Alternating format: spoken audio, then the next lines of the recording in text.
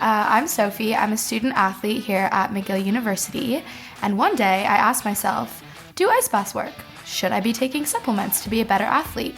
And how can I know which influencers on social media can be trusted? And I wasn't sure I knew the answer. That's when I realized I had to ask for a little help from my friends. Just like the Beatles song. The what? The Beatles song. I don't know what you're referencing there. Oh, dear God. Okay, anyways, in this 4-part series, we're going to be looking at the myths that surround sports science. Joining me is Christopher Labos. Hello. A cardiologist who loves analyzing scientific data, and Nick Tiller. Hi, everybody. An exercise physiologist who takes a close look at the sports science hype. This is The Body of Evidence Tackles Sports Science.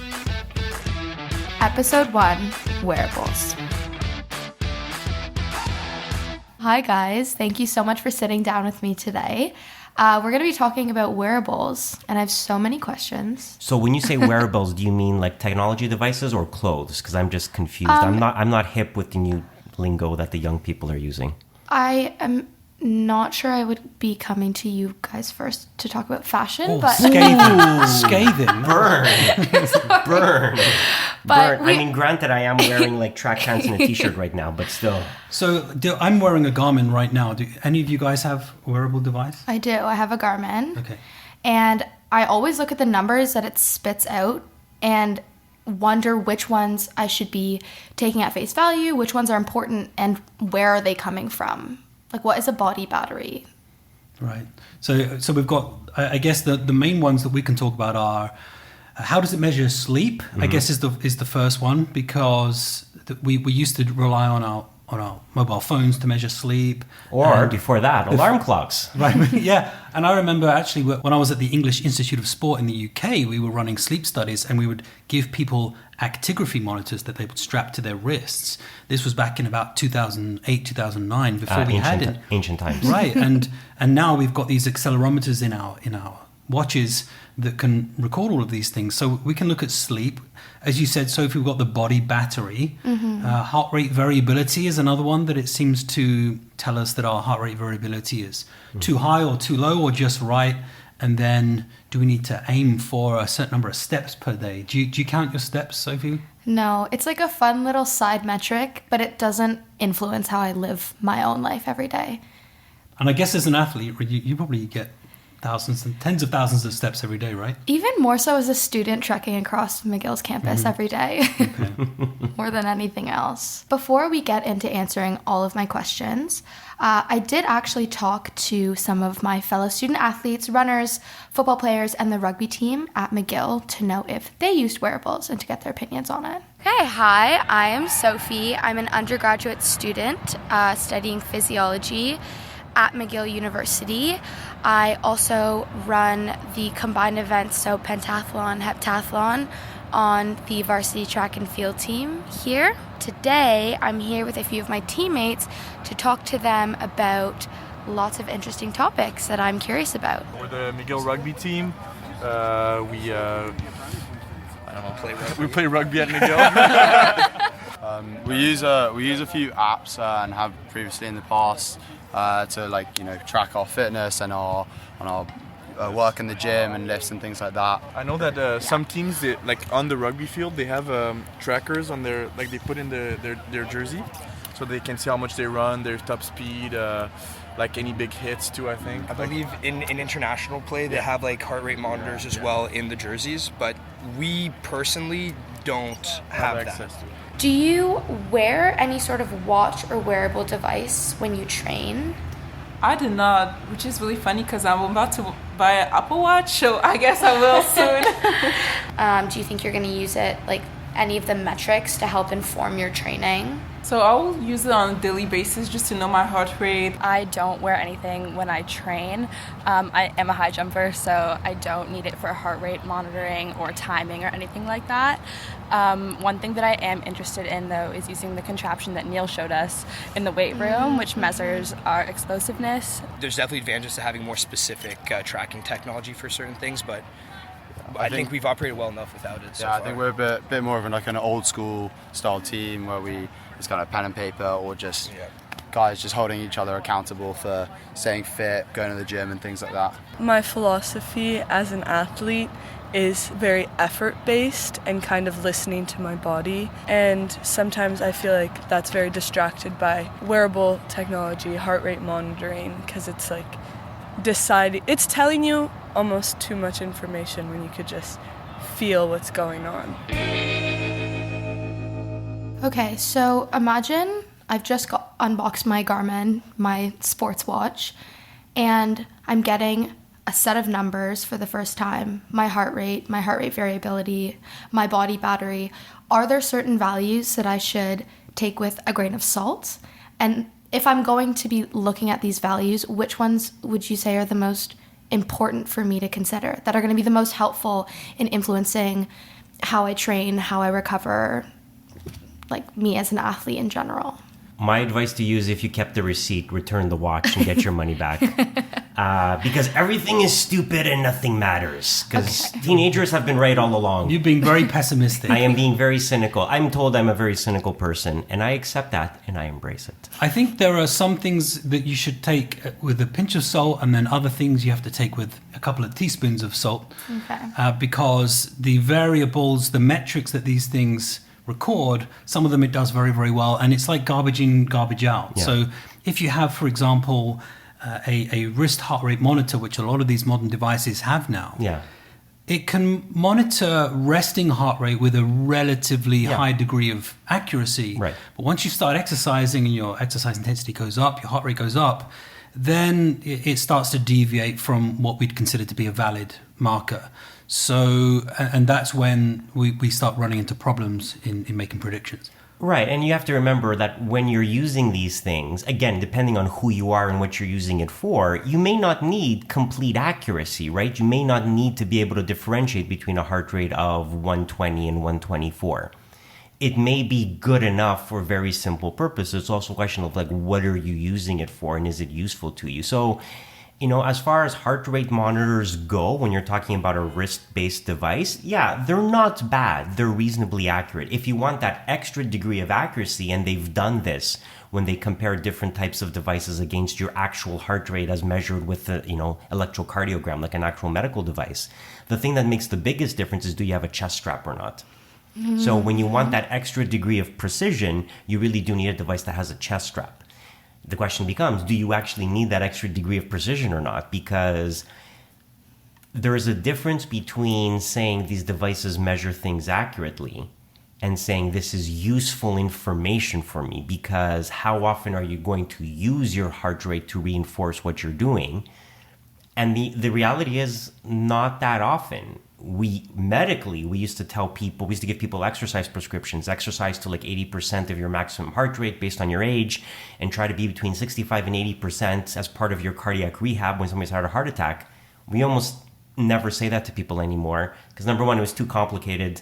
People couldn't understand what was going on, and it actually didn't really make much of a difference. So we always have to differentiate the exercise part, which I guess is what we heard talk about, from the general health part. And for the majority of the population that just wants to be healthy, probably doesn't really matter all that much what your heart rate is, because you're not going to use that information to do any targets. It's just more about getting up and, not watching TV on the couch.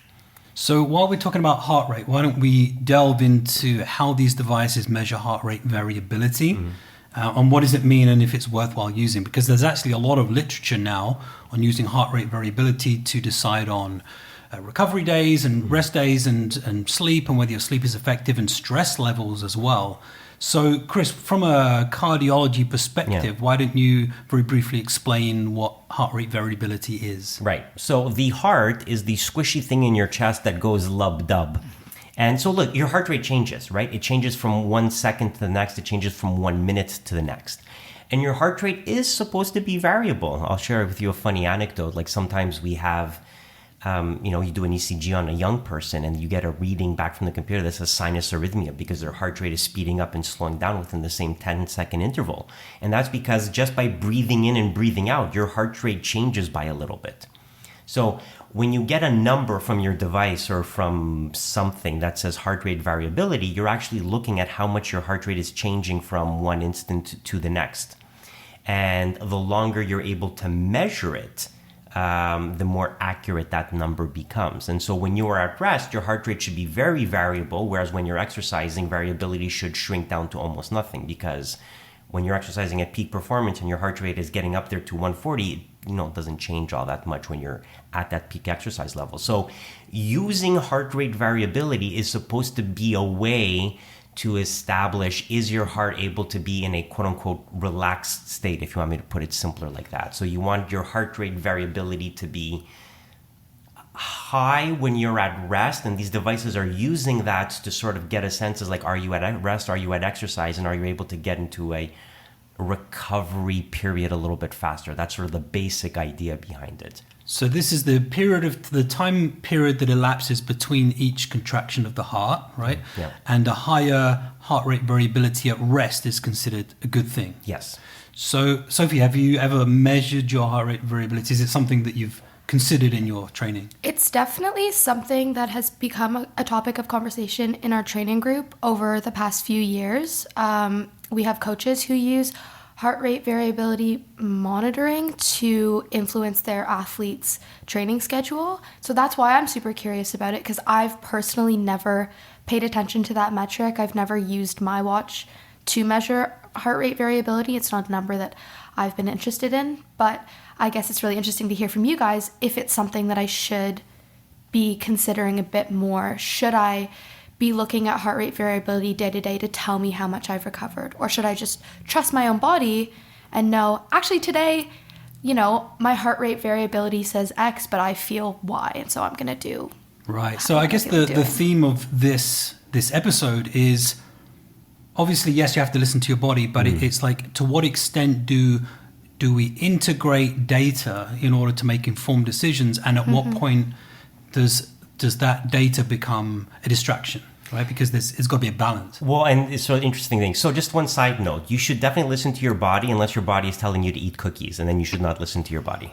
Because that's giving you, your body is giving you counterproductive information at that point. Well, if I can quote Bertrand Russell here, yes. it's the conflict between intuition and intellect. Yeah. And it's the idea that intuition is really, really important, but it's got to be tempered, it's got to be tamed by intellect. And that's when you strike the balance between the two. And if I may quote Cookie Monster here, me want cookies.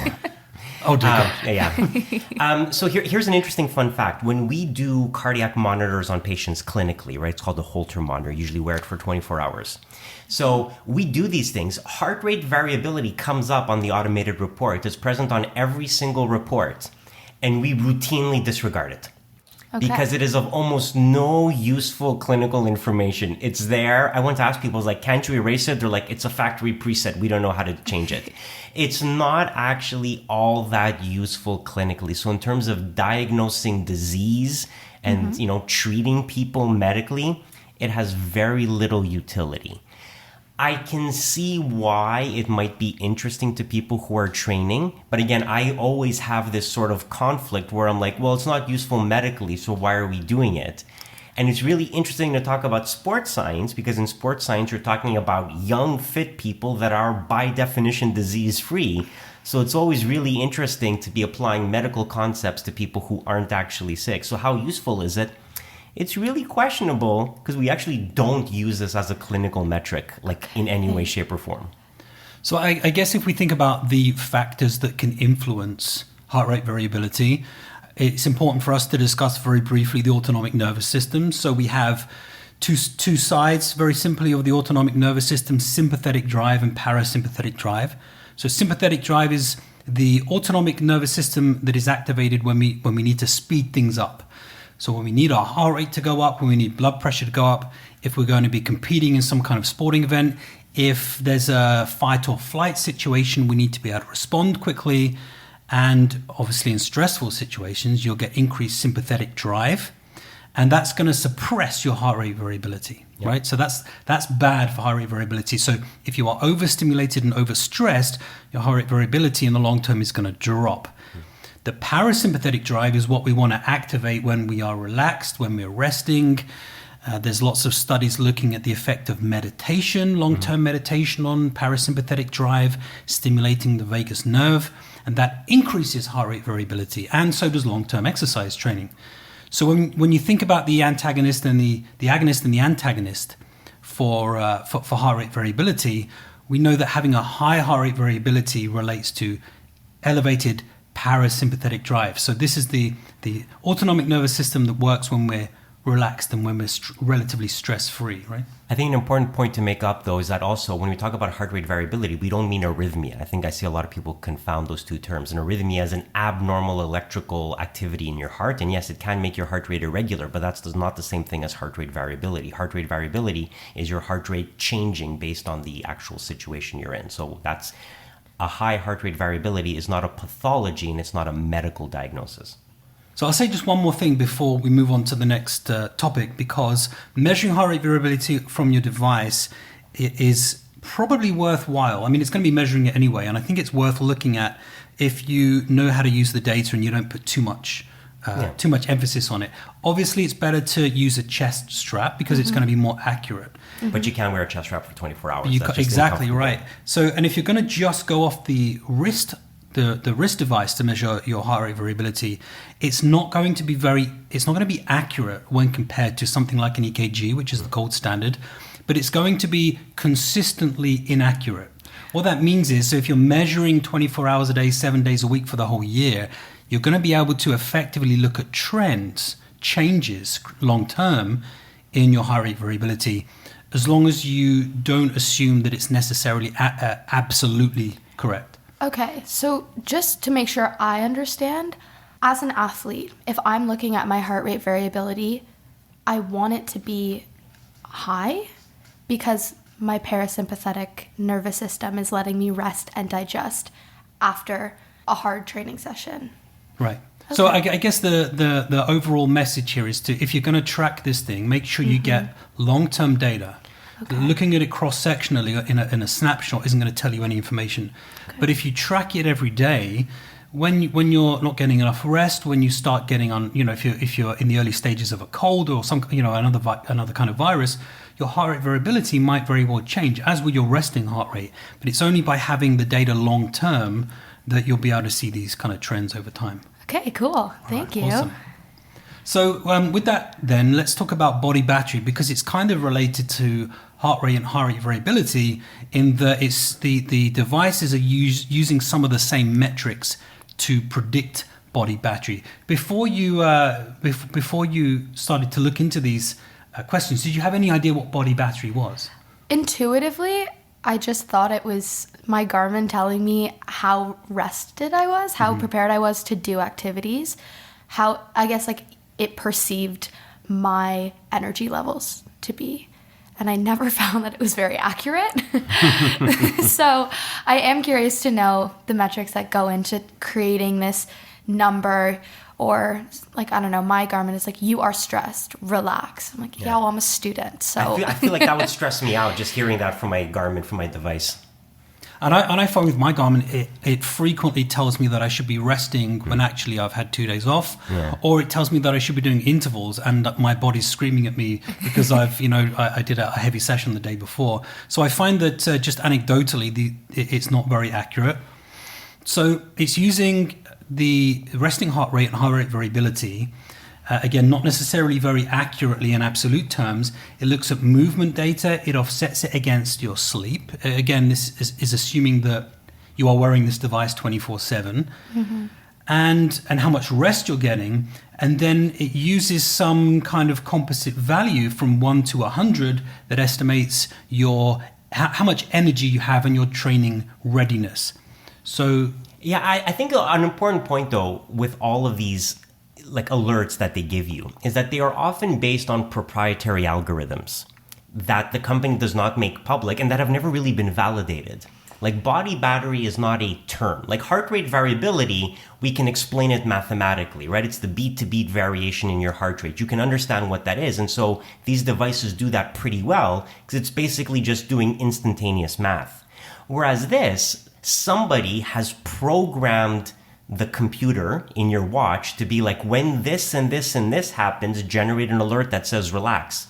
But they don't tell us what went into that programming, and it's never really been tested. It's just somebody's gestalt, in a certain sense. It's like, oh, your heart rate variability isn't where it should be. You need to train more. But I mean, what is that based on? And they don't know, and they don't tell us. And every company is going to do it a little bit different. So can we compare an Apple Watch to a Garmin to a Fitbit? Well, no, because they're using different algorithms that are in some sense not really measuring the same thing once you get beyond sort of the first level metrics, right? So if you're going to use them as heart rate monitors, they're pretty good at measuring your heart rate. But for all this other sort of second and third generation stuff where they're integrating data into conclusions, we don't actually know what they're doing. So it's very hard to assess them objectively. And I guess the other thing is, like, Sophie, if you think about how often you train, I mean, typically at the moment, 1-2 times a day, 3 times a day? Yeah, probably train like once a day, 1 to 2 times a day, 6 days a week. So for most people, if they're exercising regularly, it's probably going to be 3 to 5 times a week. Yeah, most people don't train every day. Most people don't train every day. So, and if you're training twice a day, how can the same device tell you what your training readiness is, right, compared to somebody else who probably has a very, very different training schedule? So we have to take this one particularly with a huge pinch of salt. Right, because you can imagine if they had calibrated it for the elite athlete, they'd be telling the general public, you suck. And you're like, that's not going to be a great commercial strategy. So you have to remember that these are commercial products marketed to the general population. Gone are the days when Garmin was sort of like this niche thing that only elite athletes had. Now, everybody has an Apple Watch, and it's for more than just training. It's for, checking your email and all kinds of stuff, right? It's become almost a social status symbol. So you have to remember who their customer base, who they have in mind as their customer base when they're designing these algorithms. Right, because 99.9% of people are not high-level athletes. They are not, sir. And of course, the main thing that, can measure your sleep and that kind of thing, but one of the main aspects in recovery, for example, nutrition, the device has absolutely no idea about, and you can't enter those values not very easily anyway. Yeah. There's always jokes about, this device is going to like sync up with your refrigerator. It's going to know what you're eating. I don't know. I don't think I want all my appliances like conspiring to know what I'm doing on a daily basis. I don't want my toilet telling my fridge is like, make sure this guy eats more fiber. I mean, there's, and again, they're just not that good at that. A lot of the promise that they have just doesn't really materialize because at the end of the day, they are very good at doing very, very specific things. They are very good at step counters. They are very good at heart rates. They're kind of like not so great measuring sleep. I mean, they're okay-ish, but they're not perfect. They're sort of relying on movement and your heart rate and a lot of other stuff to infer that you're sleeping, but you could just be lying flat, like... Right. So how is my watch measuring my sleep? So when I fall asleep and I wake up in the morning and my Garmin says, you slept for 8 hours and 13 minutes. How do I know that that's true? Or is it true? Yeah. Well, so it's not actually measuring sleep, right? I mean, it can't tell that you're sleeping. Mm-hmm. It can tell that you're not moving. It can tell that your heart rate dropped, and it's inferring that you slept during that period, whereas you might not have, So you have to be a little bit careful because it is an assumption. It's not measuring raw data. If you really want to assess sleep, there are medical devices that do that when we do sleep studies on people. And that's where you have a plethysmograph and like other devices to also measure heart rate variability. And are you breathing and your respiratory rate? And do you have sleep apneas? Those are useful medical devices. Your watch is sort of like a downscaled version of that. It's like okay-ish.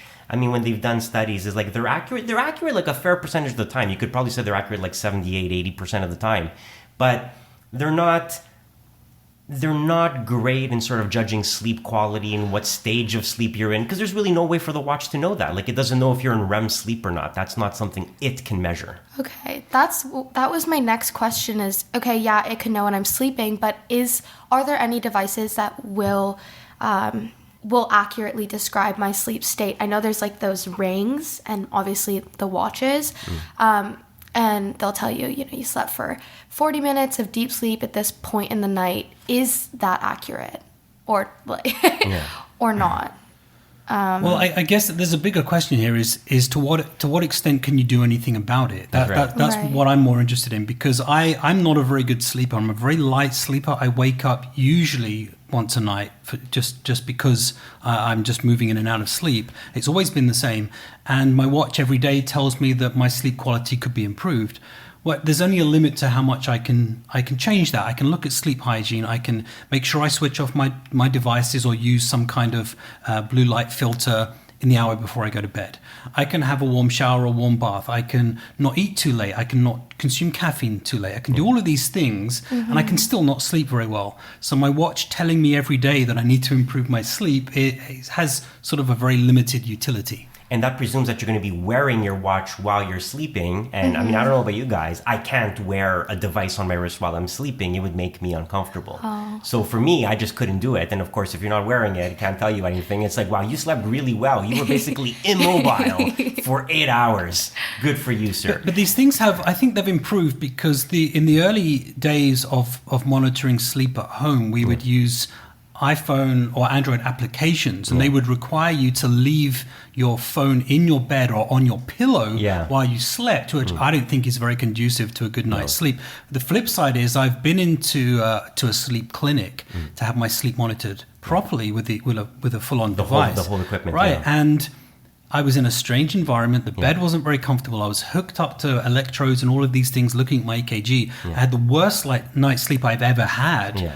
And it's giving me metrics that I know are not representative of what I'm doing. So actually, something that is relatively uninvasive, like a wristwatch or some other kind of device, is definitely moving us in the right direction if we wanted to monitor this. So interestingly enough, from the medical point of view, and again, I keep coming back to the medical stuff, if you're going to do a sleep study on a person, there are newer devices now that are portable that you can take home and do a sleep study at home. It doesn't give you the same degree of information that you would have with an in-lab study, but it is pretty good. So we are getting there.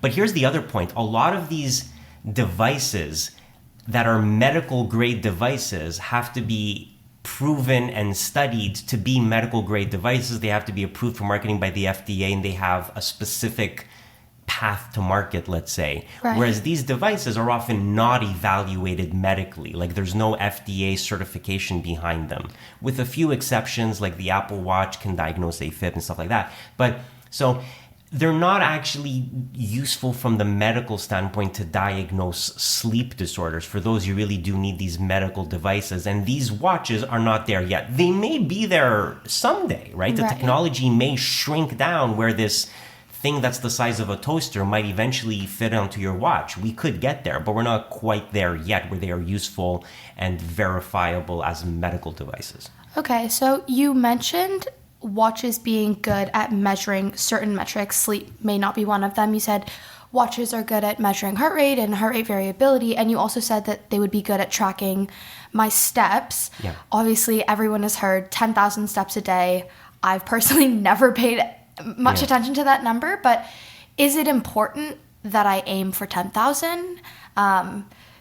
Or is it another metric that I can kind of throw to the wayside and just continue living my life? Well, so the interesting thing about 10,000 steps, it's actually a marketing slogan. It has no scientific value behind it. So if we go back to ancient times, i.e. the 1960s, pedometers were essentially the ancestors of our current wearables, right? And so the first wearable was essentially a pedometer that you would wear on your belt or keep in your pocket. And they were very, very simple devices. They were basically things that every time you took a step, it would bounce up and down, and it would be like 1. And then you took a second step and it would be 2. And they were very simple devices. There was basically a load in there that would move up and down as you walked. And of course you could cheat because you could take it and shake it up and down. It would be like, look at all the steps I'm doing. So if you wanted to cheat. The 10,000 steps actually comes from a marketing slogan. In 1965, the Japanese company Yamasa Toki introduced their step counter, and they called it Manpo-kei, which I am told loosely translates from Japanese into 10,000 step meter. And their marketing slogan was, let's all walk 10,000 steps. Okay. So that's where it comes from. And again, human beings, we like round numbers. We have 10 fingers, 10 toes, so 10,000 steps seems intuitive. And it was about encouraging physical activity in the Japanese population, by the way, by our device. And 10,000 steps really caught on. But there's nothing magical about the number. If you hit 8,000, 9,000 steps, you're still pretty good. Most people who are sedentary are usually only walking somewhere between 3, 4, maybe up to 5,000 steps. So if you can get above that average, that means you're doing pretty well. And most of the studies that have been done about encouraging physical activity have been about moving up from your best baseline. So if you're at 5,000 and you can move up to 7,500, that's a really good intervention. So there's nothing magical about 10,000. It's just about increasing. And so if you use these devices as a step counter, yeah, they probably are kind of useful for that. Although, interestingly enough, when they've done studies about motivation, people get very excited about these devices for the first 6 months, and then their interest tends to flag with time. Especially when they were standalone step counters, not that useful. I guess with the Apple Watch and stuff like that, it's changing a bit because now these watches are becoming things you use for multiple issues. So we keep using them, whereas before a lot of people would buy a step counter and then eventually throw it away. I'm actually quite a big fan of monitoring my steps, and I'll tell you why. It's very easy as somebody who exercises on a daily basis, or Sophie, you exercise 1, 2, 3 times a day, and high-level athletes will always train like this as well. But sedentary time is an independent risk factor for cardiometabolic disease, right? So if you have a long period of time that you spend sitting, if you're a student, you're spending a lot of time sitting in lectures. A lot of people have office-based jobs. Most people spend most of their day sitting, typing away at their laptop or looking at a computer. And it's the long periods that are spent inactive, spent sitting. It's an independent risk factor. So even if you are exercising every day, maybe you go and exercise for an hour, maybe go for an hour's run every day, or a 90-minute run every day. If you're spending the other 22 and a half hours of your day sitting on your ass, that is an independent risk factor for cardiovascular disease, which will catch up with you as you get older. They've looked at the big studies that have looked at physically active people and even high-level athletes. And the high-level athletes, even if they're training multiple times a day, if they are otherwise sedentary in between training sessions, they have lower metrics of cardiovascular health and higher body fat percentage. So actually monitoring my steps on a day-to-day basis helps me to independently evaluate how physically active I am. It reminds you to stay active. It reminds me to stay active. So I absolutely agree the 10,000 threshold is completely arbitrary. But if you're currently doing 8,000 steps a day, aim for 10. If you're currently getting 10, aim for 12. Being more physically active, the more physically active you can be, the better in the long term, particularly if for a largely obese population. Yeah. Well, I'm glad that you mentioned sedentary time as an athlete. The way that I think about my downtime is, I've worked so hard at training this morning and I have training tonight, so all I want to do is rest. But it is an important thing to consider. Maybe instead of taking the metro to go see my friend, I'll just walk to the coffee shop instead, or all these little things. It's nice to hear, and it's important, I think, to bring attention to. We do not need to be sitting. Not necessarily. I mean, there's a balance, of course, because you need time off and you need to allow your body to rest. But you need to watch stuff on YouTube. Right, exactly. You've got to catch up on your YouTube. But of course, being physically active as well, you don't have to be out exercising necessarily or jogging from one point to the next. But just walking at a slow pace can actually help facilitate recovery in some respects as well. Yeah, well, I guess you guys can correct me if I'm wrong, but this is what I'm taking away from our conversation today. Everything is stupid and nothing matters. I bought a Garmin, and the numbers that I should be paying attention to, if I choose to look and value those numbers. The time, yes. Make sure my watch is set correctly and I'm not late. Your notifications and the weather. Yeah. Okay, yeah. And then heart rate and heart rate variability, and especially for heart rate variability, looking at trends over time and not just cherry picking a certain number from a certain day. Absolutely. The sleep, give or take. We can leave that one.